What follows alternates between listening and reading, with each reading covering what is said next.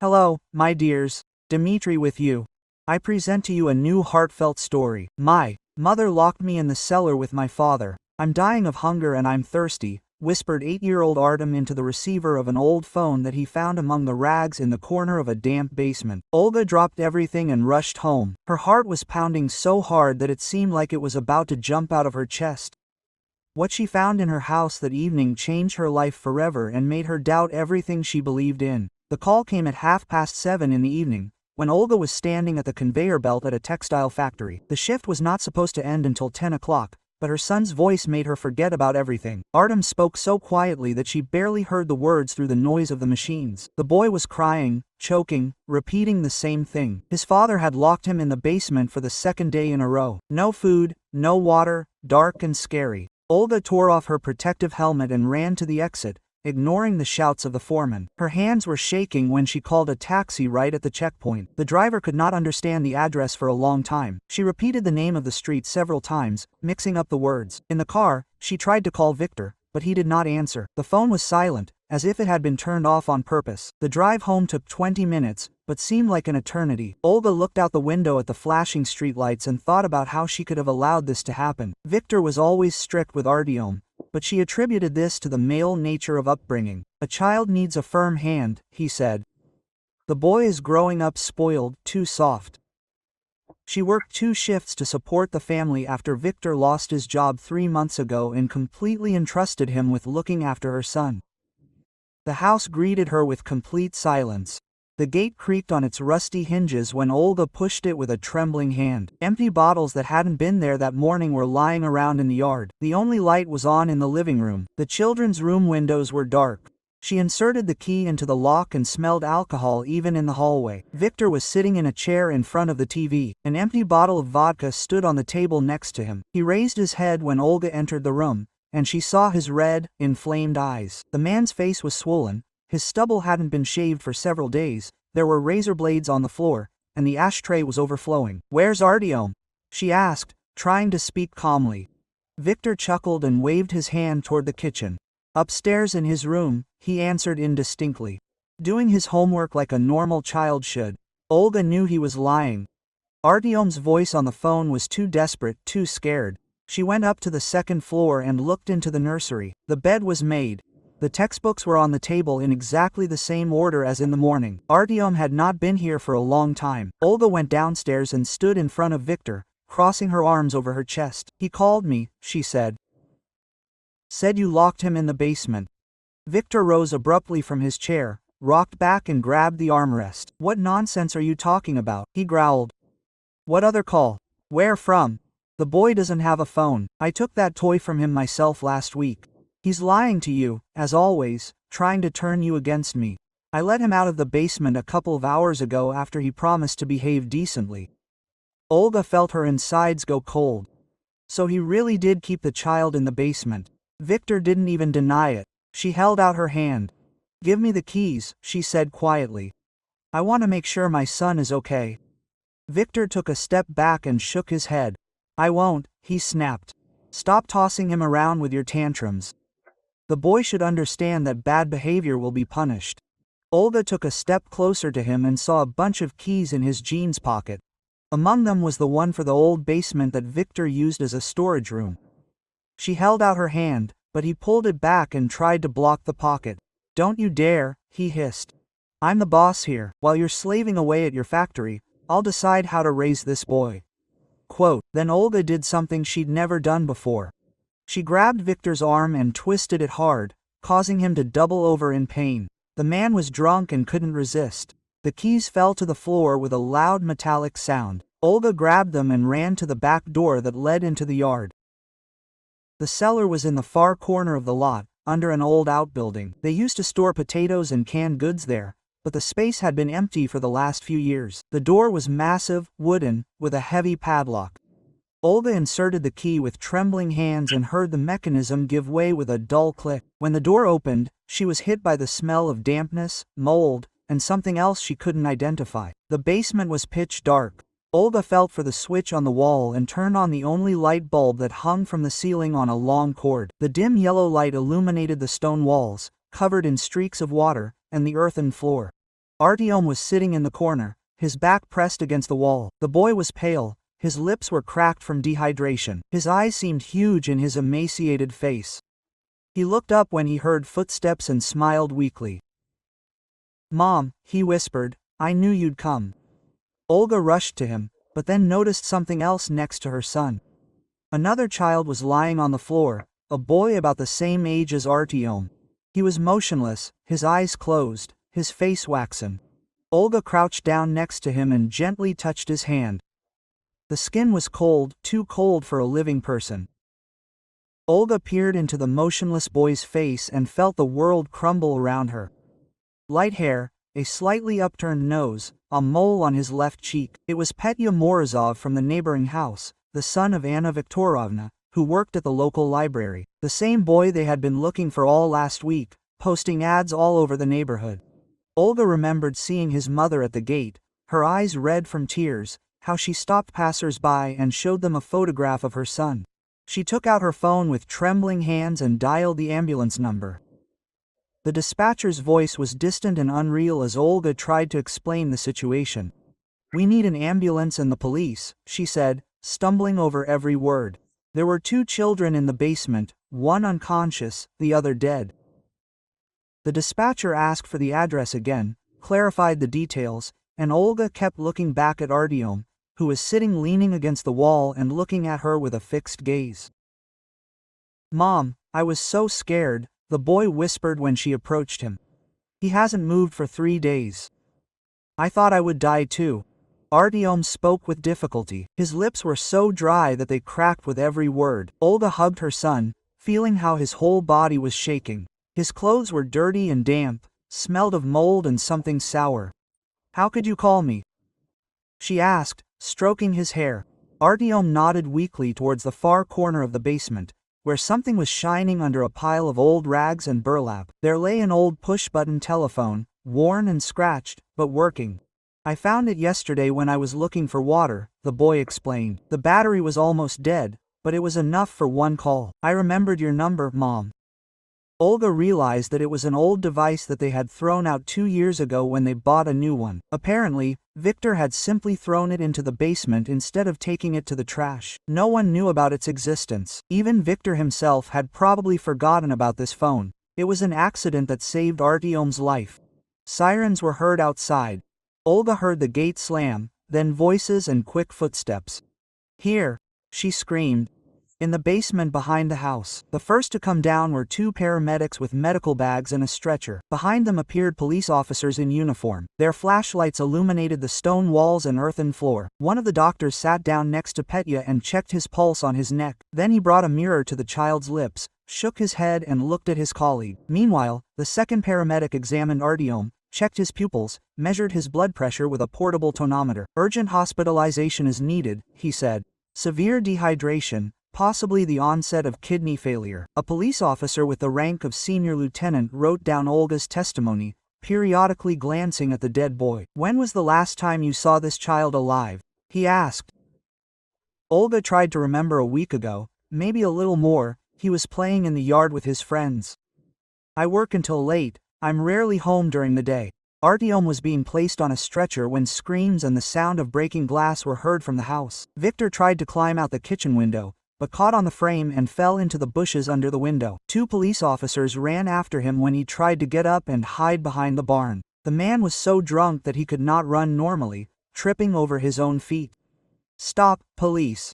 one of the sergeants shouted. Victor turned around, saw the pursuit and tried to climb over the fence into the neighboring yard, but he did not have enough strength. He hung on the fence and helplessly swung his legs until the police came and took him down. "Hands behind your back," the senior said, putting on handcuffs. "You are under arrest on suspicion of murder." The ambulance took Artyom to the district hospital.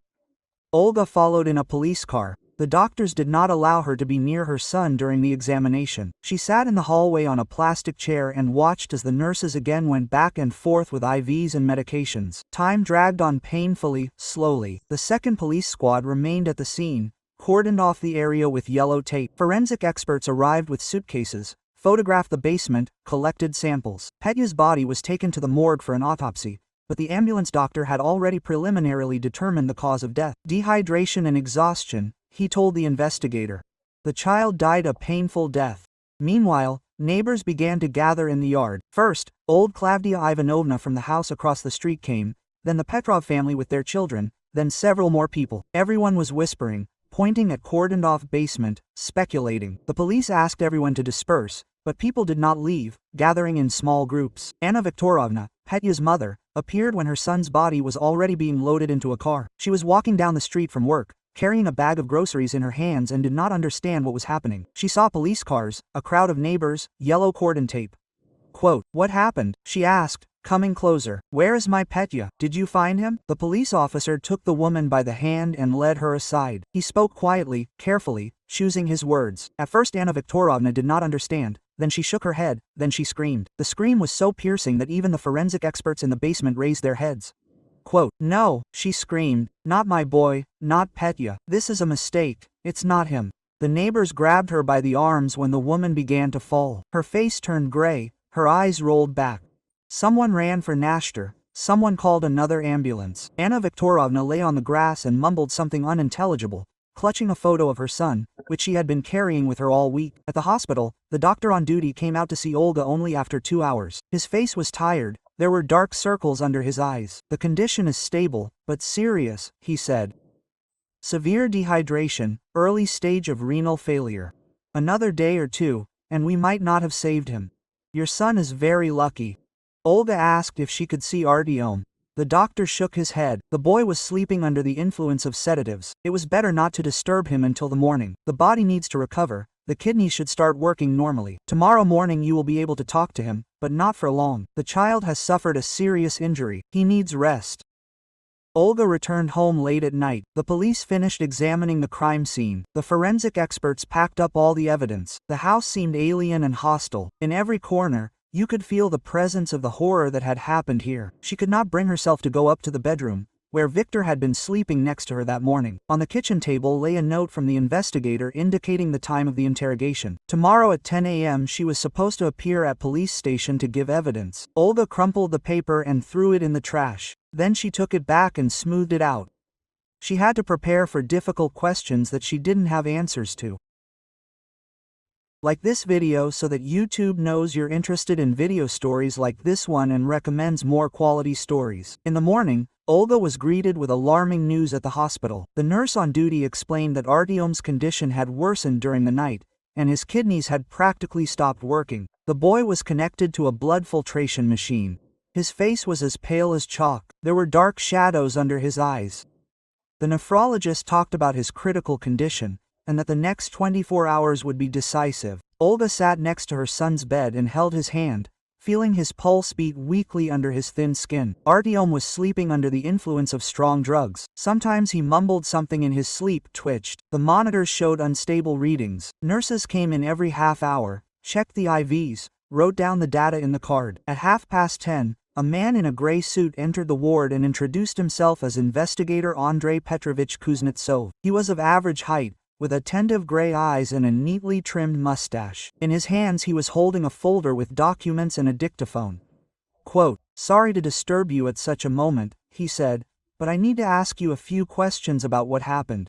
Olga did not want to leave Artyom, but the investigator explained that this was a formal procedure that could not be postponed. They went into a small negotiation room at the end of the corridor. Kuznetsov turned on the dictaphone and opened a notebook.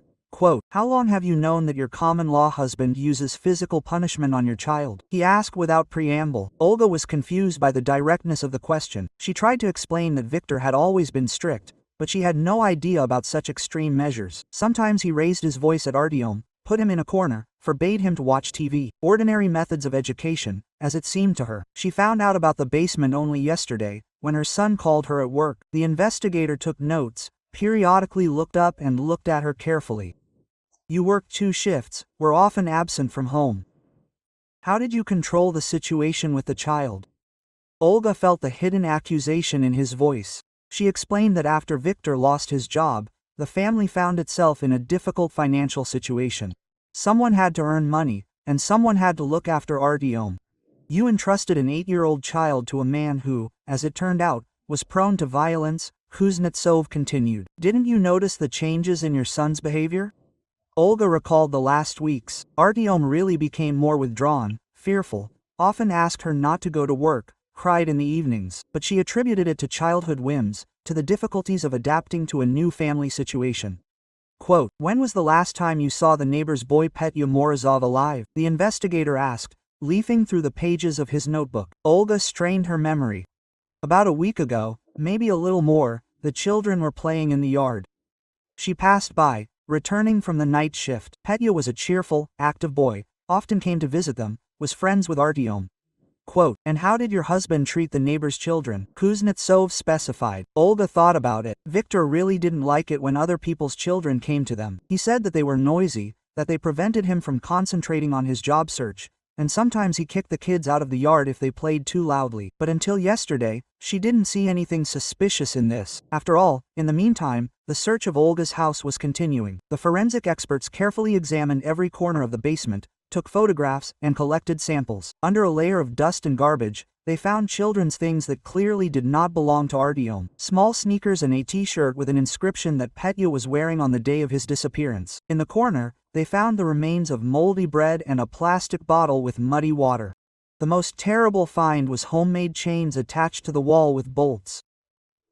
The metal rings were large enough to put on a child's hand or foot, but small enough to prevent freeing. There were traces of rust and something similar to blood. Experts took samples for analysis. At the same time, Viktor was being interrogated in the pre-trial detention cell. The man looked disgusting after yesterday's binge. His hands were shaking, his eyes were red and inflamed. The lawyer sat next to him and periodically whispered something in his ear. The investigator asked direct questions about Petya's death, but Viktor stubbornly denied his involvement in the murder. Quote, "I didn't kill anyone," he repeated monotonously. "Yes, I punished the boy, locked him in the basement, but this is upbringing, not murder. The boy is growing up spoiled. His mother spoils him too much. He needs a man's hand, strictness. As for the neighbor's child, I don't even know how he got there." The investigator showed him photographs from the scene of the crime, children's things found in the basement. Viktor frowned, shook his head, claimed that he was seeing these objects for the first time. Quote, "Maybe someone planted them specifically to incriminate me," he said. "I have enemies, people who want to harm me, former colleagues at work, neighbors who don't like me." The lawyer tried to steer the conversation in a different direction, demanding direct evidence of his client's guilt. Quote, "All you have is circumstantial evidence," he said. "My client admits that he used pedagogical measures against his stepson, but this is not a crime. As for the death of the neighbor's child, there is no direct evidence of his involvement." Meanwhile, Artyom's condition began to slowly improve in the hospital. His kidneys gradually resumed functioning. His blood counts returned to normal. The doctors cautiously spoke about the positive dynamics, but warned that a full recovery would take a long time. The boy regained consciousness several times, recognized his mother, and smiled weakly. Olga hardly left his bed, dozing on an uncomfortable chair next to the IVs. The nurses brought her tea and sandwiches, but she did not want to eat. She thought about what was happening in their house while she was working at the factory. How could she not notice what was happening to her own child? In the evening, Olga's mother, an elderly woman with gray hair and tired eyes, came to the hospital. She hugged her daughter and for a long time she couldn't say anything. Finally she asked how this could happen. Why didn't Olga see what was happening? There was no accusation in her voice, only pain and bewilderment. "I don't know, Mom," Olga answered. "I thought he was just strict. Artyom never complained, never talked about being punished. Maybe he was afraid that things would get worse, or he thought it was normal, that it should be like that." The older woman shook her head, stroked her grandson's hair, and whispered some kind words. In the evening, Olga's neighbor Klavdia Ivanovna, who lived across the street, came up to her. The woman looked worried and spoke incoherently. Quote, "I keep wondering if I could have done something," she said. "Sometimes I heard screams from your house, a child crying, but I thought that these were ordinary family matters. It was not my business to interfere. Now I understand that I should have gone to the police." The other neighbors looked at Olga with condemnation. She felt their gazes as she walked down the hospital corridor. She heard snatches of conversations. How could a mother not know what was happening to her child? Work is more important than her own son. If she had been at home, Petya would have stayed alive. These words hurt more than any official accusations. Anna Viktorovna, the mother of the deceased Petya, showed up at the hospital late in the evening. She looked several years older. Her hair was disheveled, her eyes were red from crying. She walked up to Olga and looked at her for a long time in silence. Then she said quietly, "Your son is alive, and mine is dead. How do you live with this?" And she left without waiting for an answer. On the third day in the hospital, Artyom finally opened his eyes and recognized his mother. His gaze was clear, although his face was still pale and haggard. "Mom," he whispered, reaching out a weak hand to her. Olga carefully hugged her son, afraid of hurting him. The doctors said that the worst was over, but a full recovery would take weeks. When they were alone, Artyom suddenly started crying, not quietly, as usual, but out loud, his whole body shaking with sobs. Olga stroked his head, whispered soothing words, but the boy could not stop. "Petya died before my eyes," he said through tears. 3 days ago he stopped answering, and then he became completely cold. I thought that I would die there too. Olga felt how everything inside her was shrinking with pain. She did not know what to say to an 8-year-old child who had seen death. "Tell me what happened," she asked quietly. "I need to know the truth to help you." Artyom wiped his eyes with the sleeve of his hospital gown and began to tell, stumbling and pausing.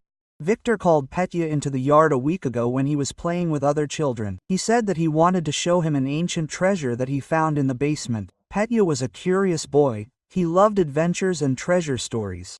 He followed Victor without even warning his friends. And then Uncle Vidya locked us both in the basement and said that we would sit there until we learned to behave. Artyom told us how Victor still brought them water and pieces of bread during the first few days. He said that this was a lesson, that children should understand the seriousness of life. Petya cried, asked to let him go home to his mother, but Victor only got angry and shouted. Then he began to come less and less often, and give less and less food. The last 2 days he did not show up at all. The boy died quietly, Artyom said, looking at the ceiling. First he stopped crying, then talking. He lay in the corner and breathed heavily, and then he stopped breathing. I tried to wake him up, shook him by the shoulder, but he did not answer. He became cold as a stone. I was afraid to approach him, but alone, in the dark it was even scarier. Olga listened and understood that her son had experienced something that could break an adult. An 8-year-old child spent several days next to the decomposing corpse of his friend, waiting for his own death, how he retained his sanity at all, how he was able to call her and clearly explain the situation. The next day, a child psychologist came to Artyom, a young woman with kind eyes and a soft voice. She introduced herself as Elena Sergeyevna and explained that she would help the boy cope with the trauma he had experienced. At first, Artyom refused to talk to the stranger, hid behind his mother's back, but gradually began to answer simple questions. The psychologist noted that the child is terrified of being alone even for a few minutes.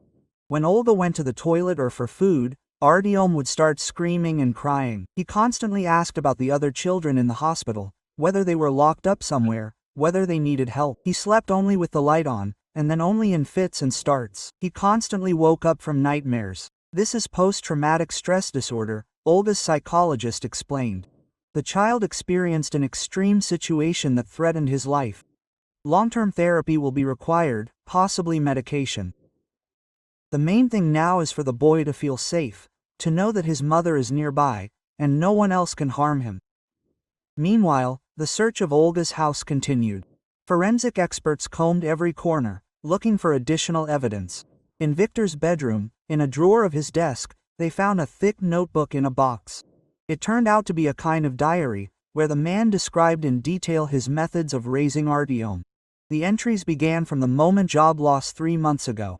At first, Victor wrote about his failures at interviews, about how he was irritated by children's noise, which prevented him from concentrating. Gradually, the tone of the entries became more and more aggressive. "The boy has completely let himself go," he wrote. "His mother spoils him too much. He needs a man's hand." Detailed descriptions of punishments followed. At first, these were the usual measures. He put him in a corner, deprived him of sweets, forbade him to play, but gradually the punishments became harsher. He locked him in the basement for 2 hours for breaking a cup. The boy must understand the value of things. He did not give him food for half a day for a bad grade. Hunger is a good teacher. The last entries were dated a week ago, the time of Petya's disappearance. But investigator Kuznetsov noticed something strange. The handwriting in these entries was different from the previous ones.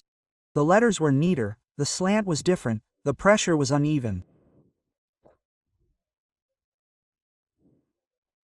as if someone was trying to imitate Victor's hand, but not very successfully. The entry from the day of Petya's disappearance said, "The neighbor's boy also needs to be brought up. He is too noisy. He has a bad influence on Artyom. I will teach them both discipline." The basement is a good place to reflect on behavior, but the forensic expert who studied the diary expressed doubts about the authenticity of the last pages. Victor was brought from the pre-trial detention center for a second interrogation. He looked even worse than the first time. He had not shaved for several days. His clothes were wrinkled and dirty. The lawyer sat nearby and carefully followed the course of the interrogation. The investigator showed him the diary, read out several entries. Victor frowned, shook his head, and claimed that he did not remember writing such a thing.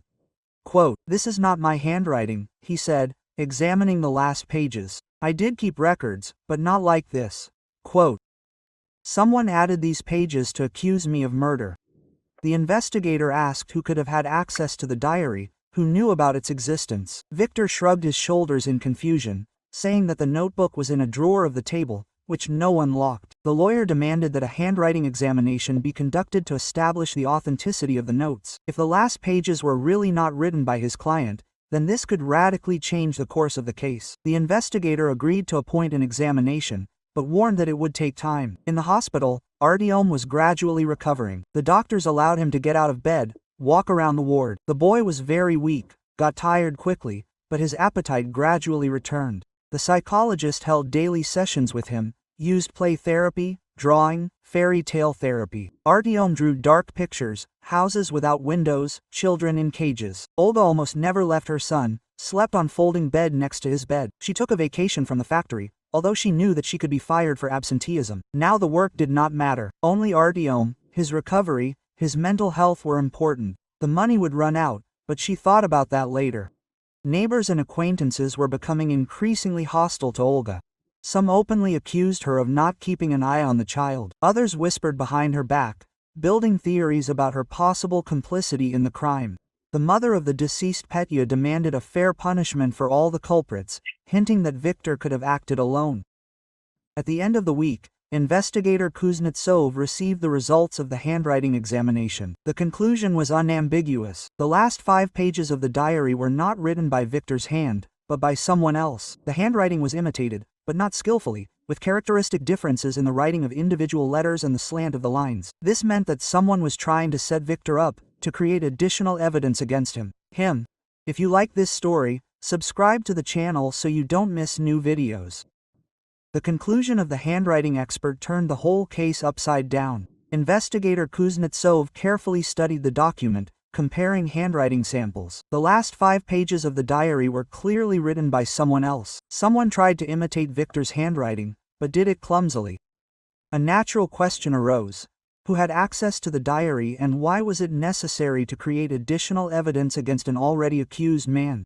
Victor was brought in for a confrontation with Artyom. The boy categorically did not want to see his stepfather, hid behind his mother's back, and trembled all over. The psychologist insisted that the child was not yet ready for such a meeting, but the investigation needed answers. The confrontation was held in a special room in the hospital. Artyom sat next to Olga, holding her hand. Victor looked depressed and confused. He could not look into the eyes of the boy he was tormenting. When the investigator read out the testimony Artyom about how Petya was dying in the basement, Victor suddenly raised his head. "It's not true," he shouted. "I didn't kill that boy. Yes, I locked them in the basement, but not so that they would die. It was her. She made it all up." Everyone present froze. Victor pointed a trembling finger at Olga and continued speaking, stumbling with excitement. She knew about the children in the basement. She herself brought them food during the first days. She said that it was a good lesson, that children should understand the seriousness of life, and then she decided to get rid of witnesses, stop feeding them. "I was drunk. I didn't understand what was happening." Olga jumped up from her seat. Her face turned white with shock. "You're lying," she screamed. "I didn't know anything. I worked in a factory. How can you blame me for the death of a child?"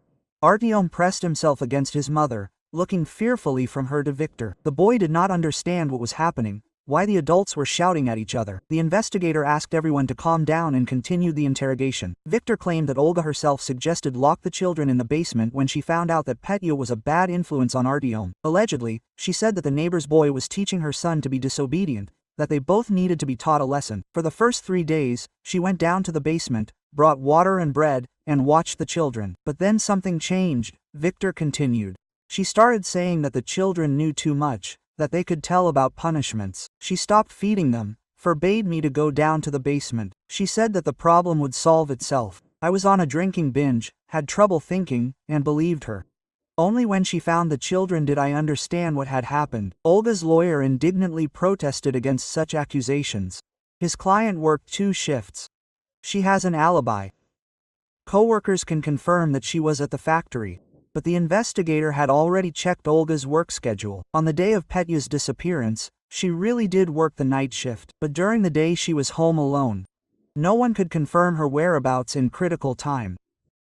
Victor continued to develop his version of events. He told how Olga allegedly added pages to his diary to shift all the blame onto him. How she deliberately left evidence in the basement, children's things and chains that he never used. All this was a performance to present her as an innocent victim of circumstances. Artyom listened to these accusations and became more and more confused. The boy remembered that his mother worked, that she was not home during the day, but he also remembered how someone brought them food during the first days in the semi-darkness of the basement. He could not always make out the face. He thought it was Victor. Now he doubted who exactly came down to them with food. The investigator decided to check Olga's mobile phone. A detailed analysis revealed deleted messages that she allegedly sent to a friend a week before Petya's disappearance. The messages said that the neighbor's children were a bad influence on Artyom, that decisive measures needed to be taken. The last message contained the phrase, "Some problems solve themselves yourself, if you wait." Olga categorically denied that she had written these messages. She claimed that she had never spoken negatively about the neighbor's children, that Petya was a good boy. But a technical examination showed that the messages were sent from her phone, at a time when the device was at home. It turned out that either she wrote, or someone else had access to her phone. Victor's version was beginning to gain plausibility. Olga had no alibi for the time of Petya's disappearance. Her phone contained incriminating messages. Entries appeared in Victor's diary that were not written in his handwriting. Everything indicated that someone was trying to shift the blame from themselves to someone else, creating false evidence. The investigator decided to detain Olga for further investigation. The woman could not believe what was happening. Just yesterday she was a victim, a mother who saved her child. Today she was accused of complicity in murder. Artyom cried, not understanding why the police were taking his mother away, why she could not stay with him in the hospital. Olga's mother, who had supported her daughter all this time, was shocked by the new accusations. The elderly woman could not believe that her Olya was capable of such a thing, but doubts crept into her soul. Did her daughter really work as much as she claimed?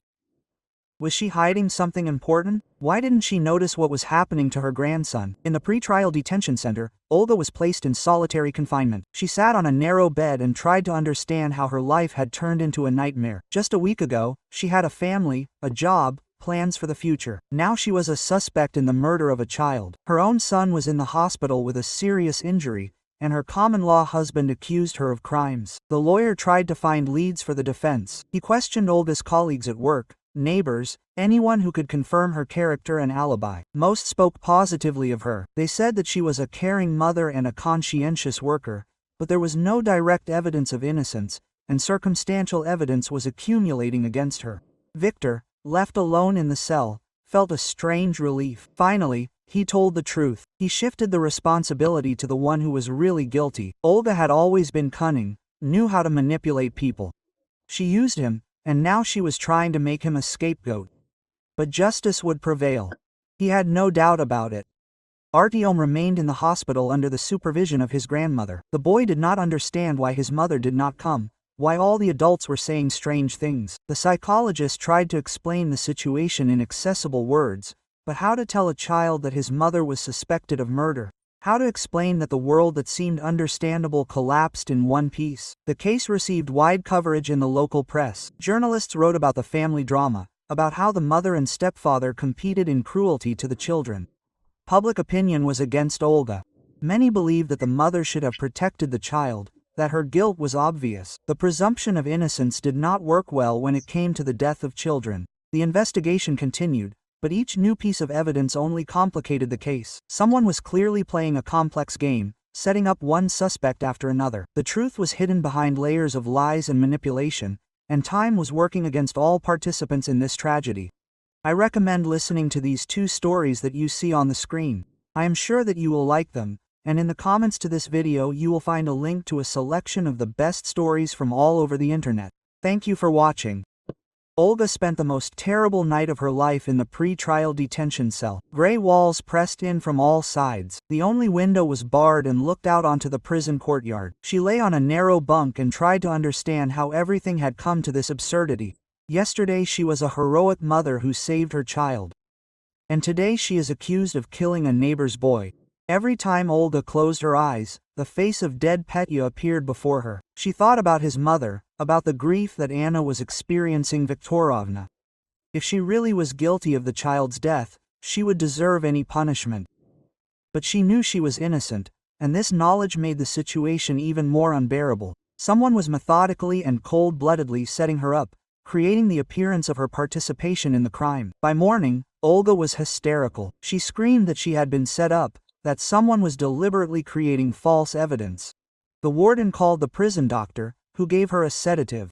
The woman gradually calmed down, but there was a mad gleam in her eyes. She understood that she had fallen into a trap from which there might be no escape. Lawyer Mikhail Borisovich Petrov was an experienced defense attorney, but this case baffled him. All the evidence pointed to the guilt of his client, but something in this story did not add up.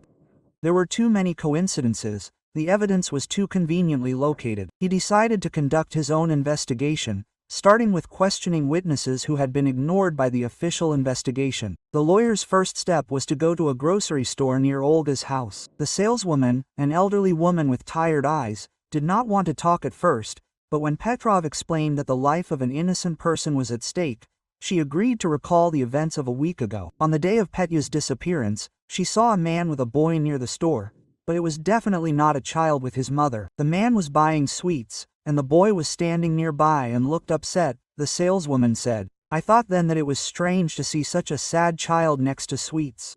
Usually children are happy when people buy them candy, but this boy seemed afraid of something. The man was of average height, dark-haired, dressed in jeans and a gray jacket. The description exactly matched Victor's appearance. The lawyer asked the saleswoman to look closely at the photo. The woman confirmed without hesitation that this was the same man. The time of purchase. She remembered exactly because she was just finishing her day shift. It was about 6 o'clock in the evening, when Olga was still working at the factory. The next step was to re-examine Olga's phone. The lawyer insisted on a more detailed analysis of the metadata of the messages. A forensic expert studied not only the content of the deleted messages, but also the technical characteristics of their sending. The result was sensational.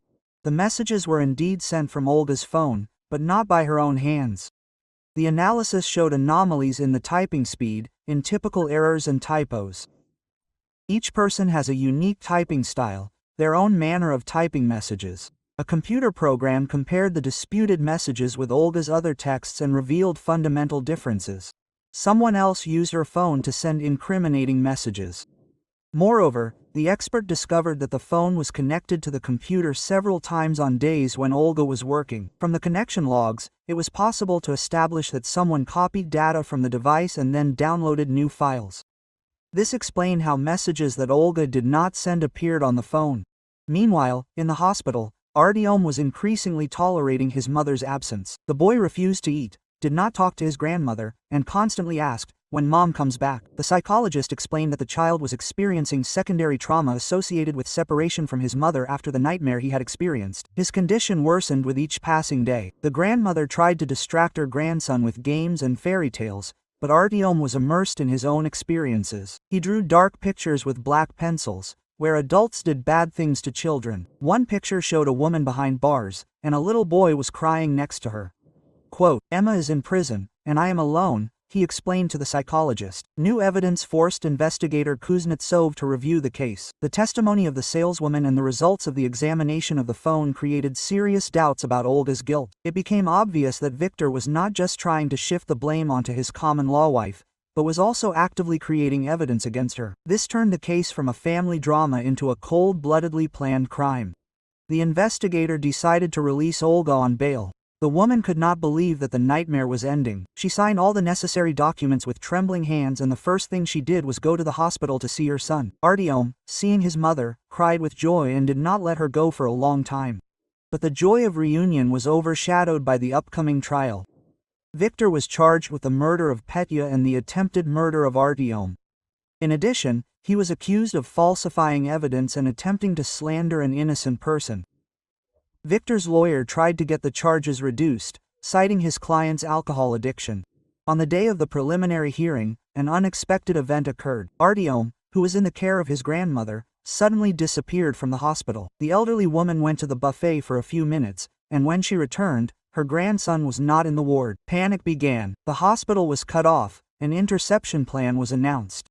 The boy was found 2 hours later near the court building. He was sitting on the steps and crying, holding a homemade sign that read, "My mother is not guilty." Artyom explained to the guards that he wanted to tell the judge the truth, that his mother was good and had not killed anyone. The child walked several kilometers from the hospital to the court, driven by a desperate desire to protect his mother. This act of the 8-year-old boy made a strong impression on all participants in the process. Journalists wrote about the child's love and loyalty. Public opinion began to turn towards Olga. People understood that a child could not love a mother who was capable of murder. Artyom became living proof of Olga's innocence. The psychologist who worked with the boy gave an opinion on his mental state. The child did not show signs of Stockholm Syndrome or a defensive reaction towards the material aggressor. On the contrary, his behavior indicated a healthy attachment to a loving parent. This was another argument in favor of Olga's innocence. Viktor, having learned about Artyom's escape and his actions, fell into depression. He understood that his plan had failed, that all the evidence now pointed to him. The lawyer advised him to admit guilt and ask for leniency from the court, but Viktor stubbornly remained silent. It was as if he was waiting for something, hoping for some miracle that could save him from a fair punishment. The case received wide publicity in the media. TV channels showed stories about a family tragedy, about how an innocent woman almost became a victim of someone else's crime. The public demanded a fair punishment for Viktor and full rehabilitation. Olga, the mother of the deceased Petya, publicly apologized to Olga for her previous accusations. The pressure of evidence was becoming unbearable for Viktor. In the cell, he was tossing from corner to corner, finding no peace day or night. The testimony of the saleswoman, the examination of the telephone, Artyom's escape to the courthouse, public opinion, which had finally turned against him. All his attempts to shift the blame onto Olga collapsed one after another, like a house of cards in the wind. During the next interrogation, Viktor looked like a broken man. He had lost weight, his eyes were sunken, his hands were constantly shaking. The lawyer was whispering something in his ear, but the man was not listening. Investigator Kuznetsov waited patiently, realizing that the suspect was on the verge of a nervous breakdown. The silence dragged on. The only sound in the room was the ticking of the wall clock. "Enough!" Viktor suddenly shouted, hitting the trunk with his fist. "I can't stand this anymore. Yes, I killed this boy. Not on purpose in a fit of anger, but I killed him. And yes, I tried to shift the blame onto Olga because I was afraid of punishment. Are you happy now?" The lawyer tried to stop his client, but he could no longer remain silent. Viktor told his story, stumbling and sobbing. After losing his job, he fell into depression and started drinking. Olga worked 2 shifts. There was not enough money, and he felt like a loser. Artyom became the embodiment of all his life's problems. The boy irritated him with his very existence. The punishments in the basement began as a way to vent his anger on a defenseless child. Petya appeared by accident, Viktor continued. The boy was playing in the yard alone. The other children went home. Viktor called him, promised to show him an ancient treasure in the basement. The child believed him and followed. But in the basement, Petya saw Artyom chained to the wall and started screaming, demanding that he let his friend go. Viktor was afraid that the neighbors would hear his screams. He hit Petya to shut him up, but the blow was stronger than he planned. The boy fell, hit his head on the stone wall and lost consciousness. Viktor panicked, locked both children in the basement and ran into the house. He thought that Petya was simply stunned, that he would come to in a few hours. But when he came down the next day, the child was dead. Quote, "I didn't know what to do," Viktor said through tears. The body had already begun to decompose. Artyom was in shock and didn't answer questions. "I understood that if anyone found out, I would be put away for life, so I decided to leave everything as it was. I hoped to find a way out of the situation, but the days went by and there was no solution. I only drank more and got angry at the whole world. The investigator asked about the details of the crime, about how Victor created false evidence against Olga. The man explained that he used her phone when she was sleeping after night shifts, sent messages on her behalf, deleted them, and then restored them using special programs. He added pages to his own diary, imitating her handwriting from old notes and postcards. It was a desperate attempt to save himself, Victor admitted. I understood that sooner or later the children would be found. I wanted the blame to fall on Olga, and I would remain on the sidelines, as a victim of circumstances. He thought that he could convince everyone of her guilt, to present himself as a deceived man who had no idea about his common-law wife's cruelty. The plan could have worked if not for coincidences. An old phone in the basement, which allowed Artyom to call his mother, the attentiveness of the saleswoman who remembered Victor and Petya, the examination that revealed the falsification of the messages, and most importantly, Artyom's love for his mother, which did not allow the boy to believe in her guilt. Victor's trial was held in front of a large crowd. Journalists filled the hall. Cameras filmed every minute of the process. The public demanded the maximum punishment for the child's killer.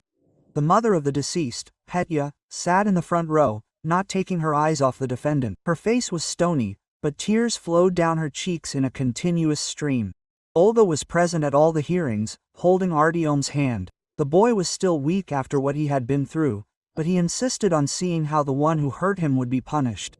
The psychologist explained that it is important for a child to see justice, to understand that evil will be punished. This will help him cope with the trauma and believe in the safety of the world. The prosecutor demanded 25 years of imprisonment, emphasizing the particular cruelty of the crime. Murder of a child, attempted murder of a second child, falsification of evidence, slander of an innocent person. Victor committed not one crime, but a whole series, each of which deserved a severe punishment. The defense tried to obtain leniency, citing the client's depression, alcohol addiction, and lack of intent to kill. The lawyer claimed that Petya's death was the result of careless actions, not premeditated murder. But the judge and jury did not believe this version. There was too much evidence to the contrary. Victor received 20 years of strict regime for the murder of Petya and the attempted murder of Artyom. Additionally, he was given 3 years for falsification of evidence and slander. The sentence was harsh, but fair. Applause rang out in the courtroom when the judge announced the decision. Anna Viktorovna smiled weakly for the first time in many weeks. Olga was fully rehabilitated. All charges and suspicions were dropped. They officially apologized for the moral suffering caused. They offered compensation for the illegal detention, but no amount of money could make up for the nightmare she had experienced, those days and nights when she considered herself lost. After the trial, Olga made a difficult decision. She and Artyom could not stay in the city where the tragedy had occurred. Every street was a reminder of the horror they had experienced. The neighbors looked at him with pity and curiosity. The boy needed to start a new life, where he would not be known as a victim of a terrible crime. They moved to another city several hundred kilometers from their previous home. Olga found a job at a small factory and rented a 2-room apartment in a quiet area. Artyom was sent to a new school, where no one knew about his past. The boy continued to see a psychologist, gradually coping with the consequences of the trauma. The first months were difficult. Artyom was afraid to be alone, slept poorly, and often woke up from nightmares. He was terrified of basements and closed spaces, and could not stand being in the dark. But gradually, day after day, with the help of therapy and motherly love, the boy began to return to normal life. A year after the tragedy, Artyom had his last therapy session. The psychologist said that the child had fully recovered and learned to cope with his fears. He had become more mature for his age, but had not lost his childish spontaneity. The boy could laugh again, play with friends, and make plans for the future. Olga had also changed over the past year. The experience had made her stronger, but also more careful in her relationships with people. She no longer trusted blindly, and listened more attentively to her intuition. Most importantly, she realized that motherly love can overcome any trials, that the bond between mother and child is stronger than any evil. Olga unexpectedly found a new calling. She got a job at a rehabilitation center for children who had experienced violence. Her own experience helped her understand the pain of others, find words of support for other mothers. Artyom sometimes came to the center after school, played with the children, showing them that it is possible to survive and become happy again. Their story continued, but this time it was bright and full of hope. The past was not forgotten, but it stopped defining the present. Mother and Ethan's son learned to live on, helping other families cope with similar tragedies. Their love defeated evil, and this was the most important victory in their lives.